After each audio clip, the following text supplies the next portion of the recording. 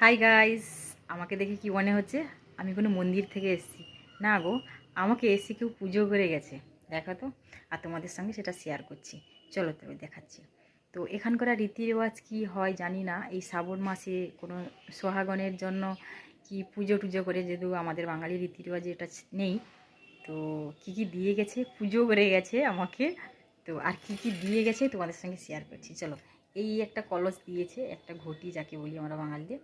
তো এর মধ্যে কি কি আছে একটু দেখাচ্ছি তোমাদের। একটা তাওয়াল আছে, আচ্ছা একটা টিপ, যা সোহাগিনের সিন্দুর, একটা নেল পেন্ট, একটা মেহেন্দি, আর এই হাড়ি চুড়ি এখন শ্রাবণ মাসে সবাই পরে থাকে যদিও। এটা নেল লিপস্টিক, আর একটা ব্যান্ড, হেয়ার ব্যান্ড, আর এই কলস, আর এই একটা মিষ্টি রে। আমি জানি না, এই ছোট ছোট এই উপহারগুলো খুব মিষ্টি, খুবই খুবই প্রিয়।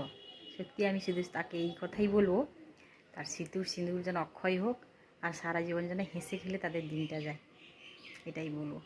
খুব পেয়ারা জিনিসগুলো না, আমার তো খুব পছন্দের।